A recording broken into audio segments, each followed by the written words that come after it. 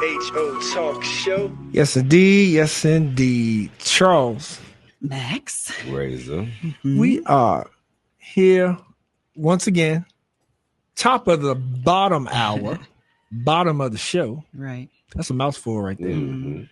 But I know you've enjoyed the show so far, ladies and gentlemen, because I know I have. If I do say so myself, poor frog don't what, Razor? Is a sad frog that don't praise his own pond. That's right. And I know I can say stuff like that because I'm from Madison County. Max is from Green. You're from Orange. County. We got Fluvanna on right now, by the way. So we know about country folk. All right. So we gonna say it like it is. we are joined by none other than Sharon and Sharon Harris and Josephus Allman. And let me get Josephus back on the stage. There we are. So Sharon and Josephus, can you hear us? How you doing? Great. Awesome. Doing good. I just got back from a couple-day trip in Memphis for work. Okay. So you're doing deeper south. Okay. Yeah. Josephus, where you from? I was a military kid, so I bounced around a little bit, but I called Northern California home, Chico. Okay. I ain't never heard that name before. Good stuff. And for those that don't know, so Josephus is an attorney who currently resides in this area. Sharon Harris is a journalist amongst a lot of things, community activists, but they are here on behalf of community voices. The motto is making a difference together. Their mission is they aim to provide news and information that encourages people to participate in local government and voice their opinions on the decisions that affect the shared community. And in particular, Sharon is a member of our Charlottesville Charlottesville Inclusive Media Project.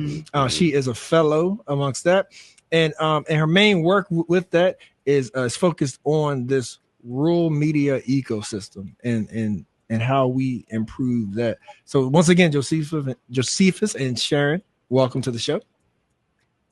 Thank you. Thank you so much for having us. Yes, Sally did a great job of teeing us up too. She gave the mission really well.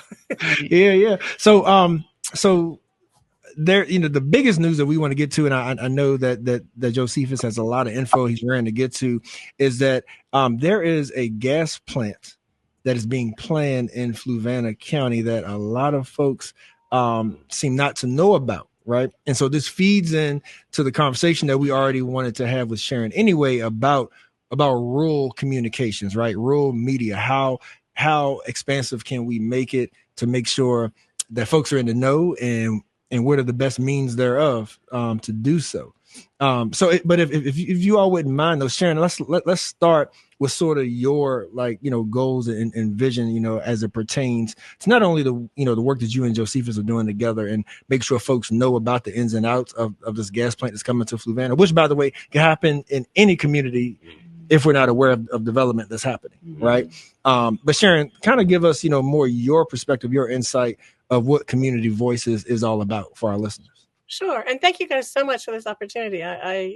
Charles, I can talk on this all day, so I'll try to keep it succinct. But yeah, we, just like Sally was talking about, when she talks to voters and they don't want to vote because they don't think the vote has any impact, right? The folks that started Community Voices with me were people that were trying to register voters and encourage people to become active in our local government. We heard that over and over again. And what we also know is a lot of it has to do with they don't really understand how they can make a difference, or they might not be as aware of what issues are out there being considered by our local government, because we do have a lack of news access. We have a weekly paper that just comes out on Thursday. It's a small, very, very small paper sort of centered on the stories around Lake Monticello area, and 6,300 papers are distributed, and almost 5,000 of them don't go to the farther reaches of Fluvanna. They go to Charlottesville and Albemarle and Lake Monticello area. So the idea really behind what we're trying to do is get people information and help them figure out how they can raise their voice and make a difference in policy. Like Sally was talking about, I think if you can connect your votes to making a policy difference in your community, then you feel like it's worth your time much more. And you have to know what's happening. So we're really, really fortunate to have a good team of folks who are very much long, strong ties to Fluvanna. And then we'd like to bring in people, experts like Josephus, to help us understand what is going to happen with this power plant. What will it mean for our air and our waters? And we are I'm hearing from folks that are a little frustrated that there hasn't been any of that in our local news. It's sort of just this plan is happening, but what can it mean? People think of Tenaska as a great community partner because Tenaska tells us they are. They give they give away 4 scholarships at $2,500 a piece to 2 students in Fork Union, 2 students in Fluvanna and 2 students in Buckingham. But I think the corporation, you know this probably more than me, Josephus, I think they have dollars in profit. So $10,000, helping people understand what does it mean to be a community partner, get some of those facts out to people. But mostly Josephus can give us the expert information on impacts, right? Yeah. And Josephus, before we jump to that though, Sharon, I do want you to elaborate on too some of the hurdles that you may be facing when it comes to communicating, like to the community, because Fluvanna in that area, Southern Albemarle, it may have more newspapers and things like that, more so than the other surrounding counties, right? And so, and I could be wrong about that, but it appears that way. Like when you're talking about, like the rural Virginian, right, Lake Monticello, the Scottsville and all that stuff.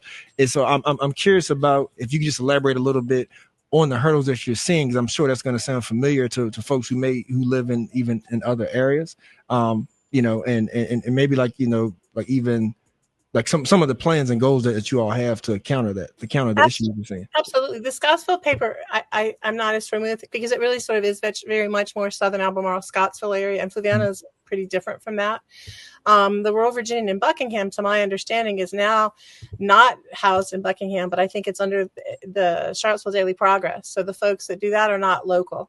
So we do only have one paper that serves us, and wonderful people that work there. I'm friends with one of the writers. The editor and owner just doesn't live in Fluvanna and hasn't, so he's not as familiar with some of the communities and different areas of the community and local stories. And it's hard being in media today. You all know this. It's not easy, particularly print journalism, right? You've got to deal with ads.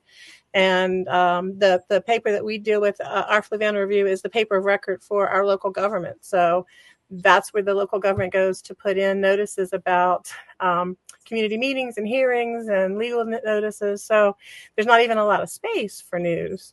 So what we're doing is trying to figure out how can we, because what happens, I think, is, so we all know this too, that when there's a vacuum or a void, people are going to fill that with disinformation, with echo chambers, and divisions and misinformation become deeper and wider. So we're trying to just get people information. When is the Board of Supervisors meeting? How can you find the packet? When does the school board meet? How do you find their packet? How can you email leaders?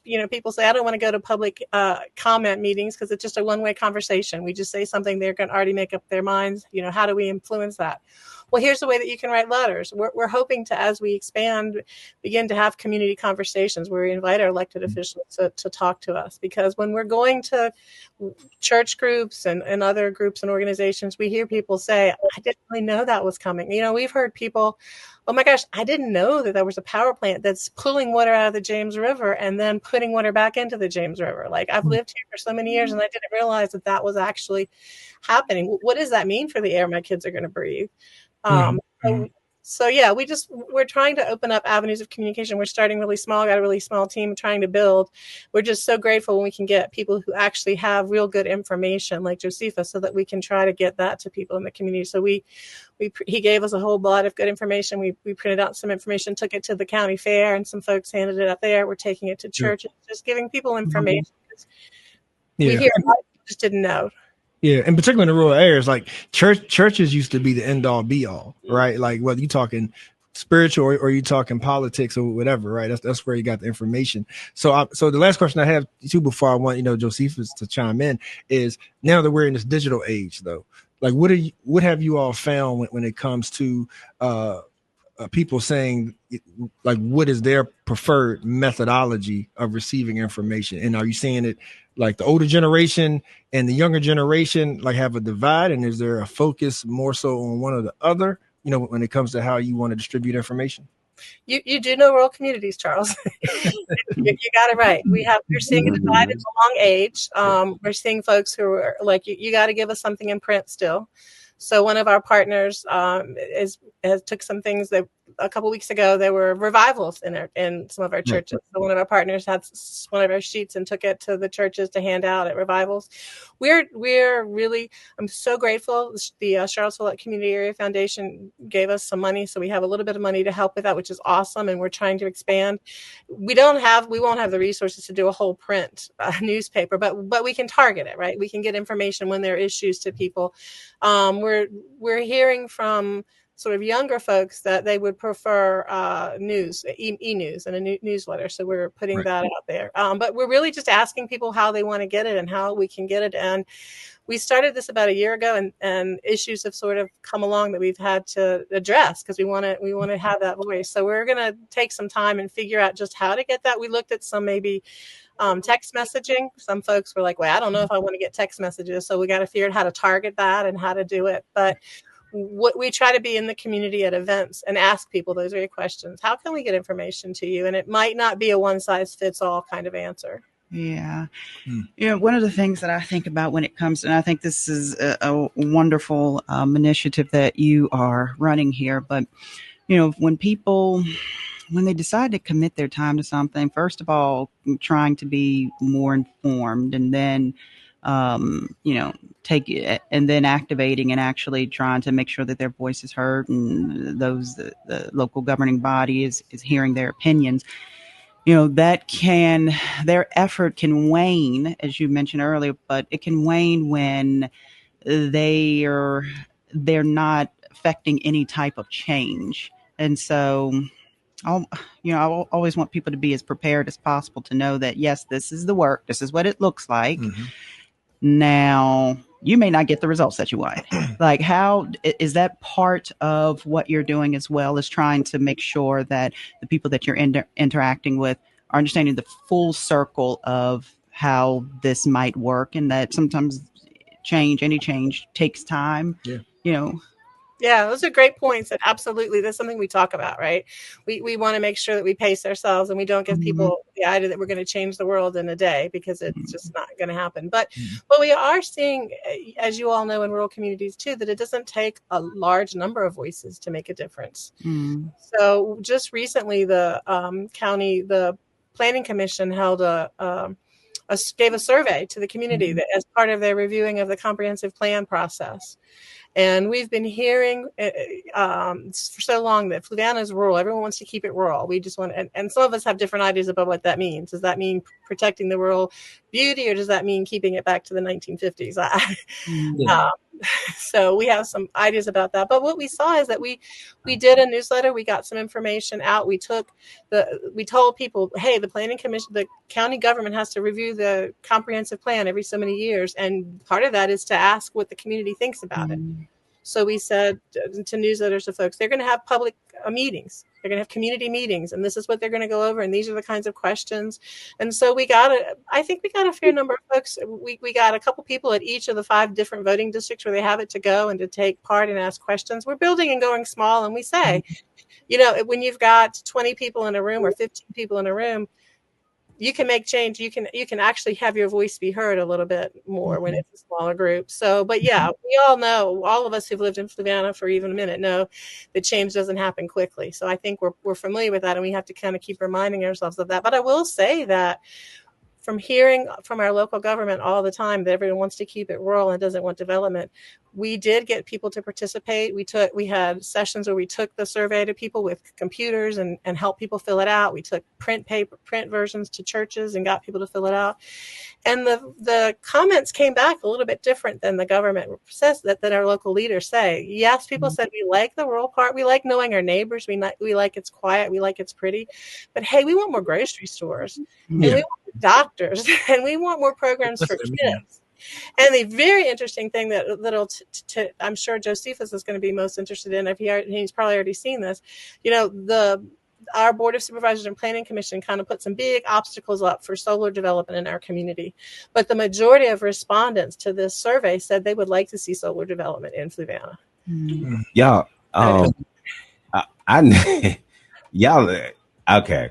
I thought we were talking about one thing, and I'm lost. So I actually want to know, Are we talking about the power plant that's going in, or are we talking about how we get information to people? So both. That's why we have both of them on the call. Okay. Yeah. So Shan was just teeing it up for Josephus. Okay. Yeah, okay. yeah. So Josephus, I'm gonna come in after you because I got some questions.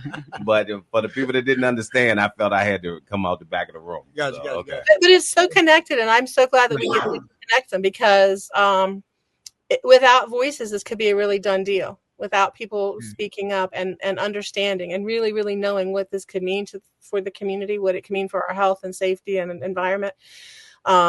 Because otherwise, I don't know that there will be another opportunity. So I think there's a really strong connection. We've got to at least give people the information so that they can make a good decision. And if they don't think it's a good idea, like I personally don't, we'll have a forum to express that. Yeah. Because as I said, this is, this issue I think is people find familiar.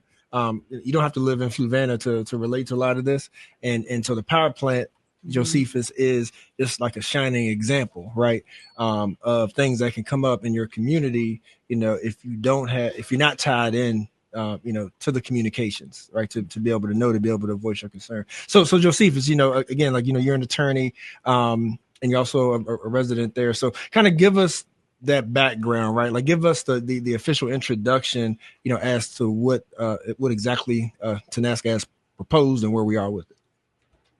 Yeah, thanks so much. And before I do that, I want to touch on something you mentioned earlier, that this is probably happening lots of other places. And it's happening in Chesterfield. So there's going to be a hearing for a similarly large gas plant there next week. And Tenaska also talks about in their materials how they were selected through sort of a fast track process through PJM, which is the regional grid that we're part of. And so if you look at the projects that were selected in that, there's also one that was approved for Orange County by a company called Invenergy. Now, I haven't seen any sort of postings about that, but it was sort of given the green light from PJM. That doesn't mean it's guaranteed to get permits at the local level or from the state, but just sort of so people know what's coming down the pipeline. And I mentioned I was in Memphis this past weekend. That was for a convening that the NAACP put on about data centers and the impacts of the sort of power that's being used to fuel them.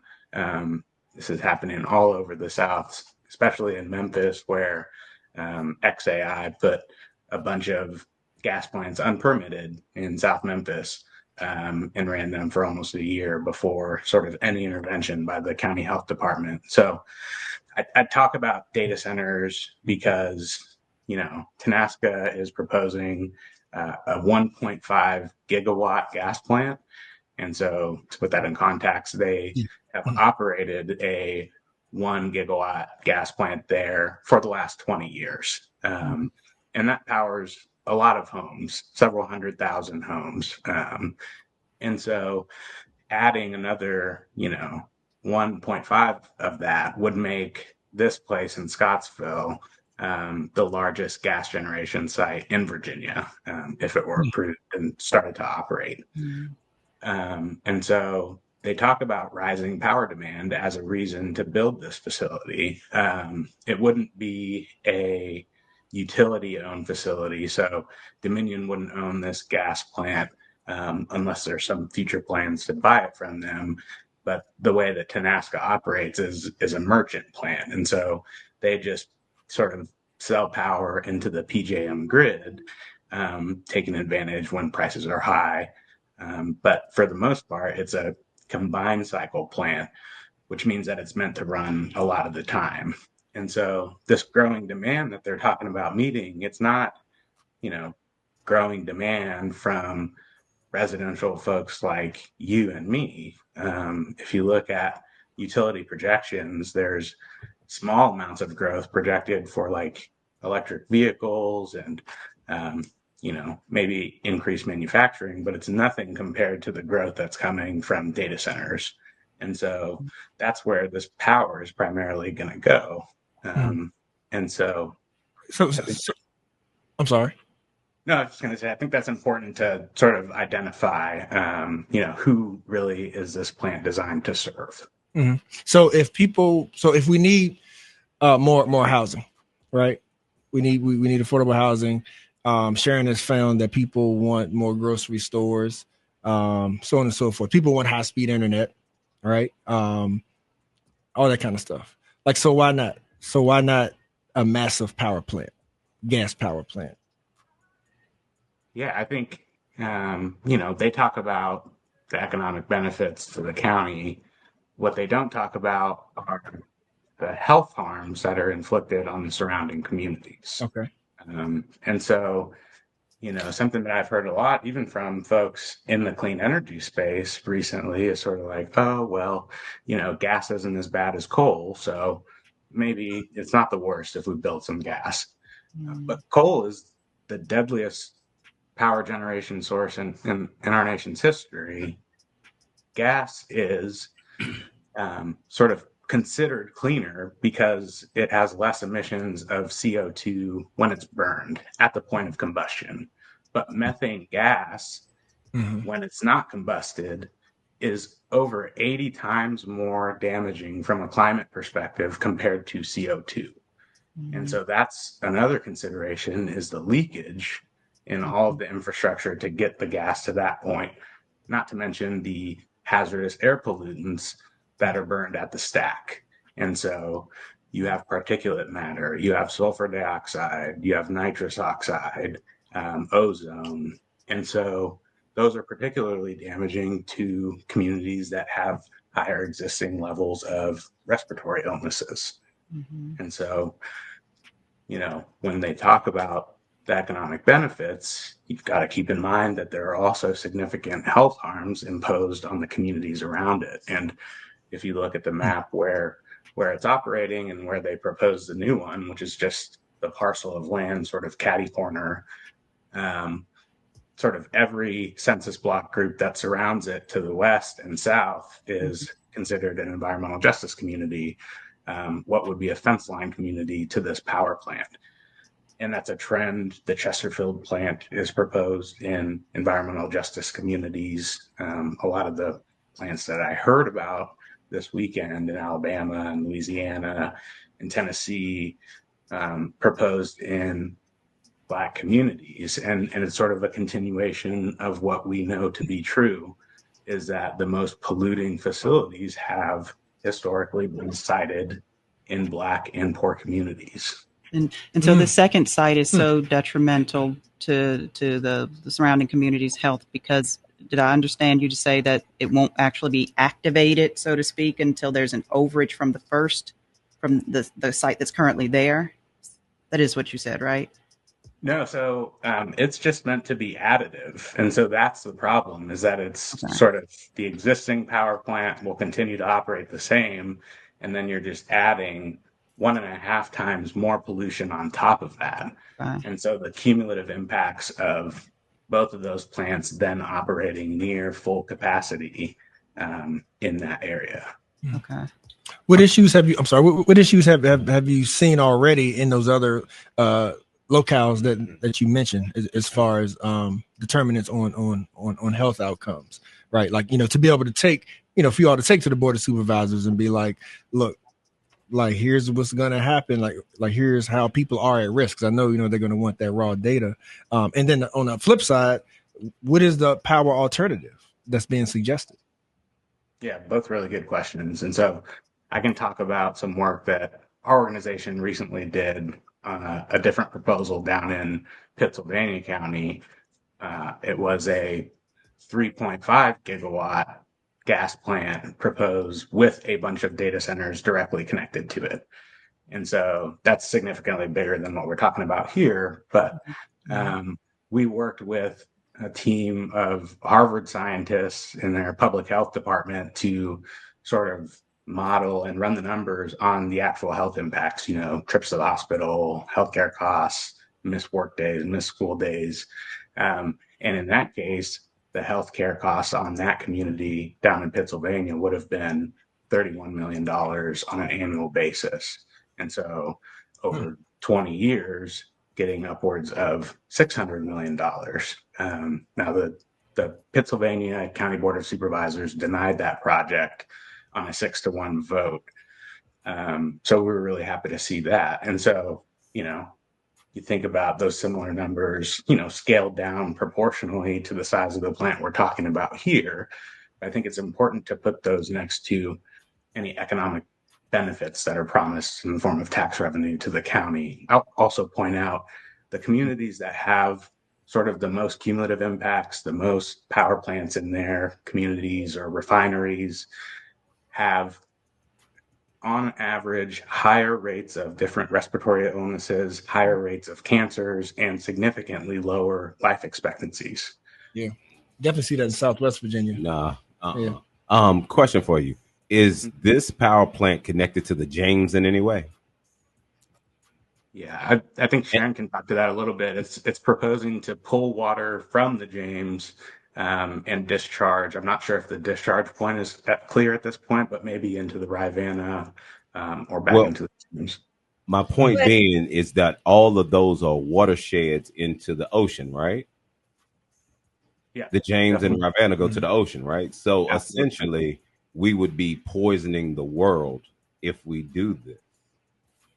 Yeah, that's the water pollution effects are also notable from methane plants, from any fossil plant that requires a lot of water for the cooling, and then the discharge and how that affects the ecosystem. To your point, how that later affects the Chesapeake Bay at the end of the line and the larger ocean in general. Because I know at Lake Anna, where they have the nuclear plant, I've caught fish with eyes on both sides and two tails and things of that nature on the warm side. So I do understand, the dangers of this. So I understand we're talking about the surface level of the people living around there. Yeah, but for the people that don't think that it affects them, when you go to get your seafood or your fish or your, the people who use fishing as a means of taking care of their family, when that goes into the grocery store, essentially you're going to be getting that because everybody likes to buy local, right? That's a selling point. So if I'm buying local, I'm essentially going to be buying poison. And y'all probably saw the news about Walmart. Do we know if that was connected? They said they found levels of radiation in some of the like shrimp and food products. Yeah, absolutely. At Walmart's. Like, I don't know if y'all read about that or looked into that, but do you know if that was related to like, polluted water from power plants or?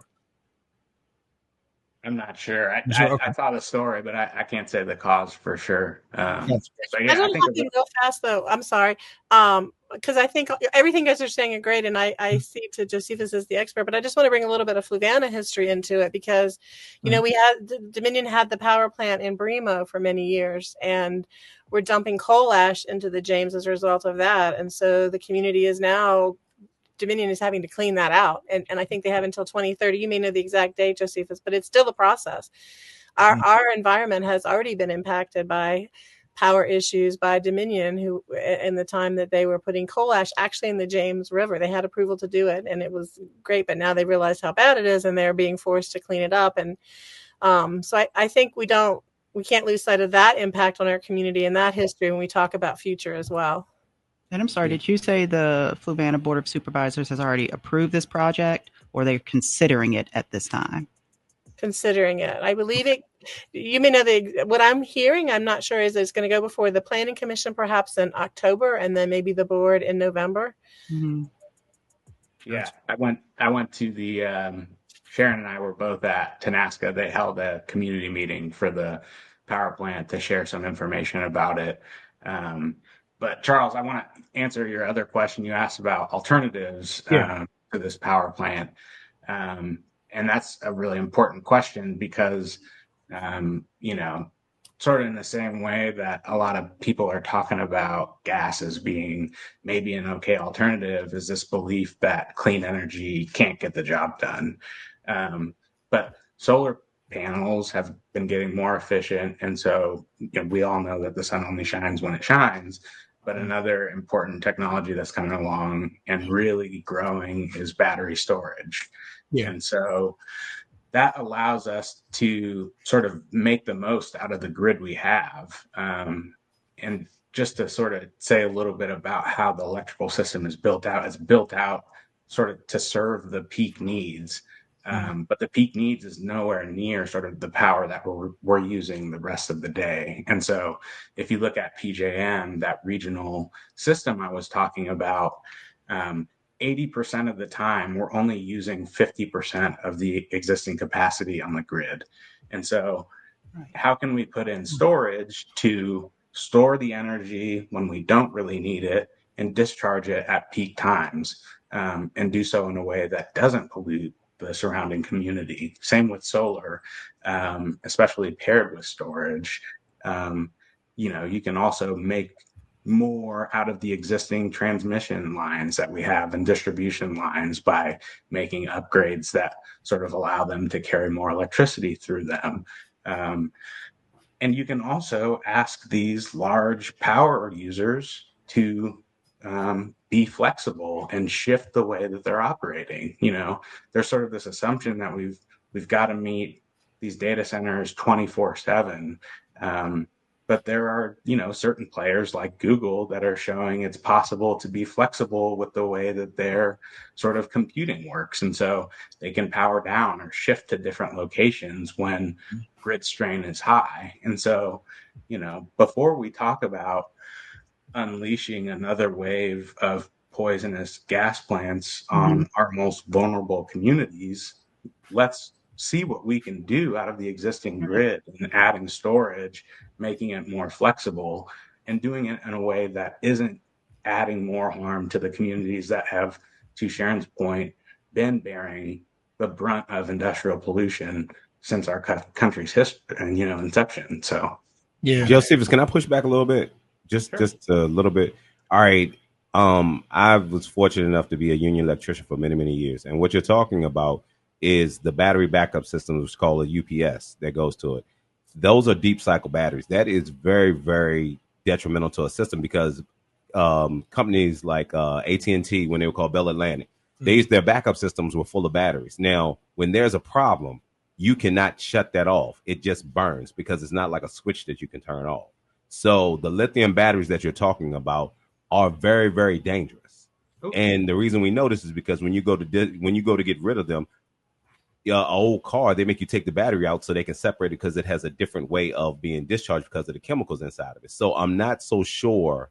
I understand what you're saying, but coming from the field, I don't think that is an accurate play with the solar because we're using UPSs and because of the stuff that it takes to make a battery hold the charge.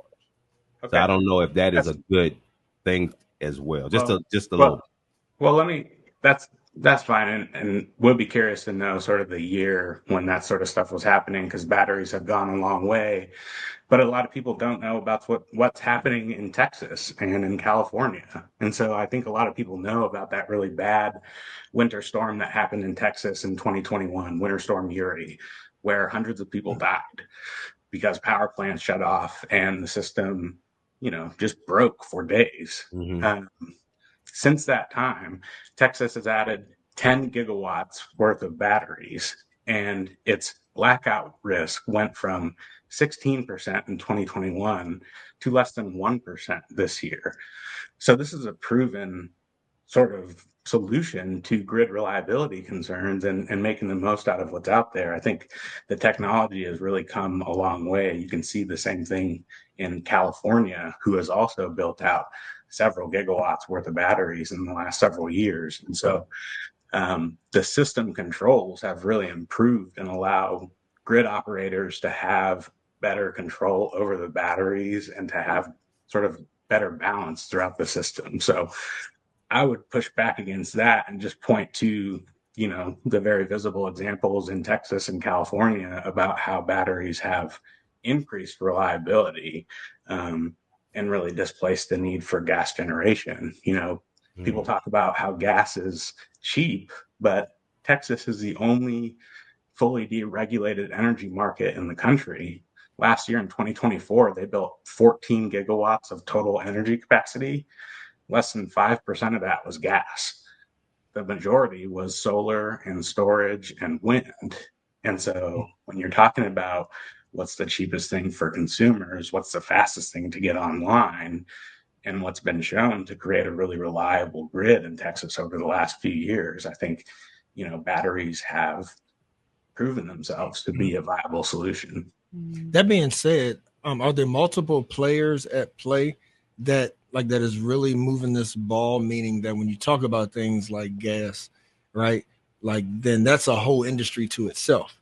So I'm curious if you've seen, from the political / legal standpoint, are there corporations out here, right, that's not doing the solar option or even the battery option for that matter, because there's money to be made on another side. So are we putting the people's health versus the revenue share? Yeah, I think you haven't seen, at least in Virginia, right, in the last few years, you have, the Greensville plant and another Bear Garden, Brunswick, that were built in the 2010s, but not really so much lately.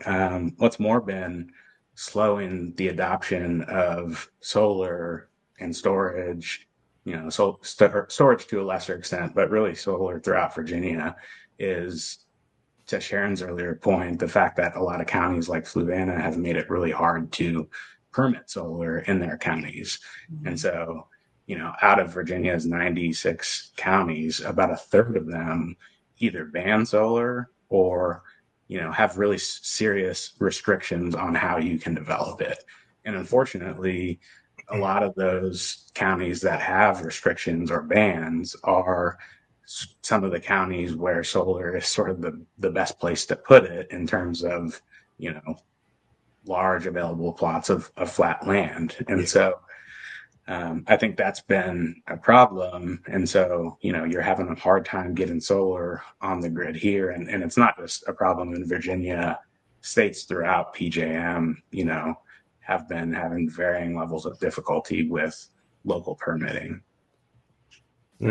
So Charles, they won't put it where there's open land that's probably owned by somebody that don't look like us, but they'll put it in the backyard of people that do look like us. Yeah, and that's the part. Yeah, that's what it sounded like he said. Yeah, but I'm curious about what's the radius of, I guess, the health, the effect on an individual's health as far as what the toxins that plant puts out. Do you have any sense of that? Are you talking about solar facilities? No, I'm talking about the gas facility. Oh, sort of the footprint. How many counties over? What the footprint? Yeah, and so I can't speak specifically to this plant because we haven't done any modeling, and so I can't speak about the modeling that we did in Pennsylvania, and sort of scale that down a little bit because it was a bigger power plant. But in that instance, 17,500 people in Pennsylvania County would have been exposed to a PM 2.5 concentration greater than 0.1 micrograms per cubic meter. And you got to put that in layman's terms. Pushing right up onto the limit that is safe for human health, especially considering the PM 2.5 emissions from that existing facility. And PM 2.5 is what scientists consider a non-threshold pollutant. There's no level at which exposing a community to PM 2.5 is safe for them. And so, that's troubling. And that's just the PM 2.5. That's not the other volatile organic chemicals or hazardous air pollutants that are, coming out of the gas plants. I mean, agreeing to this type of project is like a death sentence. Yeah. I mean, I don't even know what your government follow the money is really talking about here. I mean, I suppose that your planning commission has to do its due diligence if they're presented with a project of evaluating it, and then I believe I'm correct in saying that they either make a recommendation to your board of supervisors to approve or not approve the project. But what are we really arguing about? It's a death sentence. And then, Max, the crazy thing about it is that because it's a gas, anytime that we have overcast or rain, it takes, like he said, and it increases that methane gas lower to the ground to the people where they are. Paint booths do it all the time. In order to keep the overspray off, they circulate water. So anytime your humidity is up, it's going to keep the gas down close to the ground where the people are, where your plants are, where your water supply is. So when you say the footprint is as far as water goes. That's how big the footprint is. Yeah. It's deep. Go ahead. Just Max, that point about it being a death sentence, when I was in Memphis, hearing from Keyshawn Patterson, he runs Memphis Community Against Pollution. The community that he lives in South Memphis that now has this XAI plant, that has an oil refinery, that has a steel manufacturing plant, the life expectancy is 63 years old. If you go to North Memphis, less than 5 miles away, the life expectancy is 81 years old. That's a over 20-year gap. And so we've really got to ask ourselves, are we going to continue to create sacrifice zones throughout our country? Or are we going to do this in a responsible way without poisoning communities? Well, y'all all Sacrifice said it in the zones. beginning, because the first thing, even on their website that I was looking at when we started talking, they start talking about how many scholarships they give away, how many scholarships they got. That's the pimp game. If you live. Yeah, that's the pimp game. It always has been. They have a great messaging campaign. The fossil fuel industry at Tenaska has a really good job of getting information out. And I think that unfortunately our local leaders have heard more from them. And so when we're talking to some of the folks, they're telling us the same thing that Tenaska saying. So that's why getting information to the community, why this is such a thank you for today and for Josephus, because getting this information to people so that they can understand that, yes, we need money in our county coffers, but at what cost does that money come to us, right?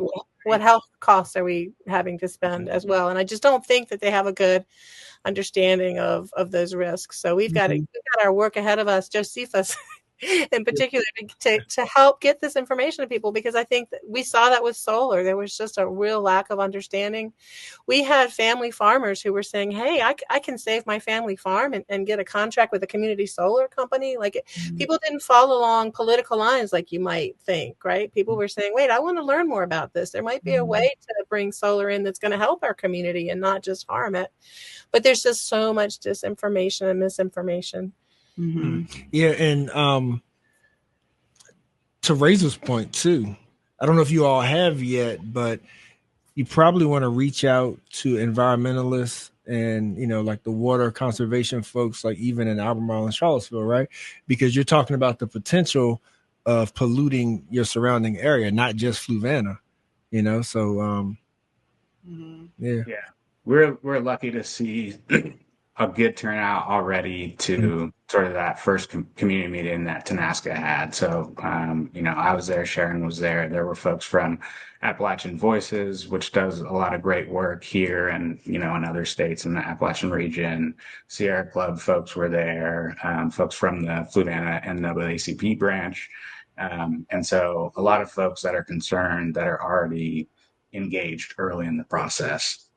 But yeah, Charles, thank you. We'll definitely reach out. There's a large coalition of individuals and organizations who should naturally oppose something like this in their community. Wait a minute. Isn't there a bottling company in Fluvanna, like Pepsi or water or something like that? Here. Because if there's a bottling company, Max, this will help you right here. If there is a bottling company, which I think there is within that watershed, then the footprint is as far as those trucks go to drop off drinks in those coolers.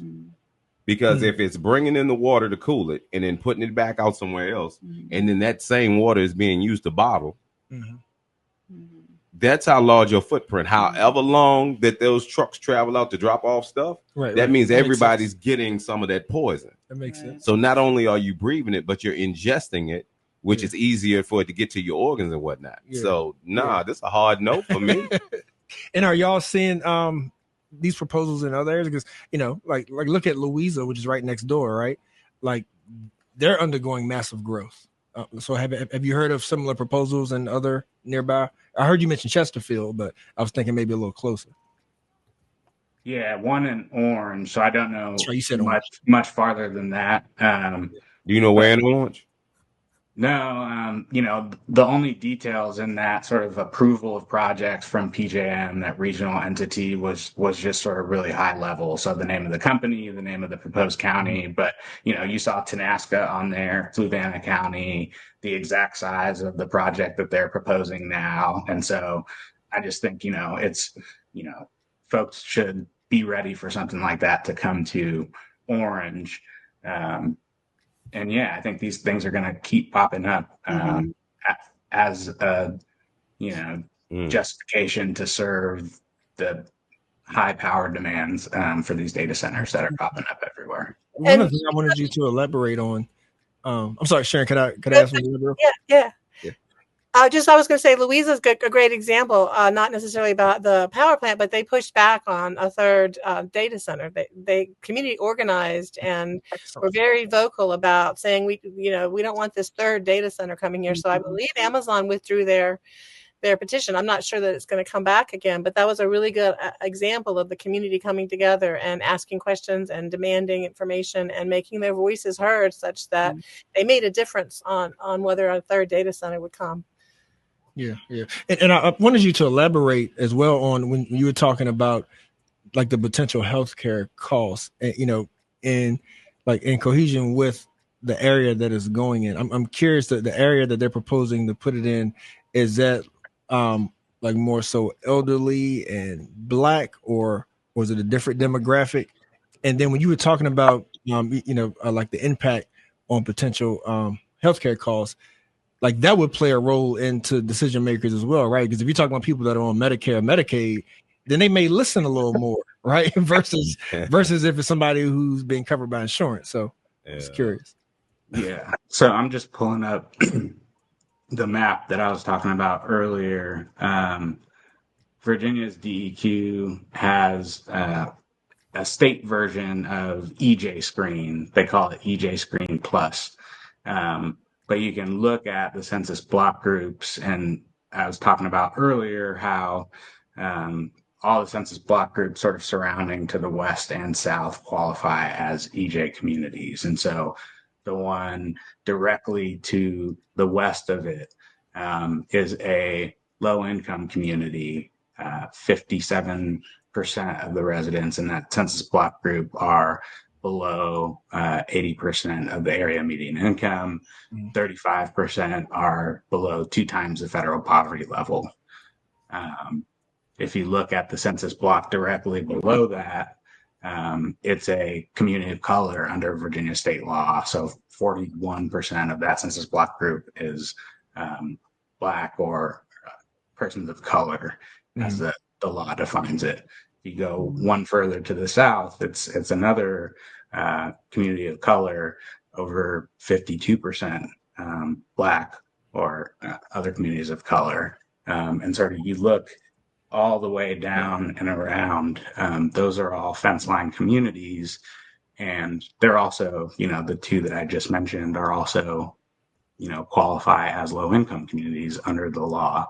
The one that sort of has the highest rate, 77% are below 80% of the area median income.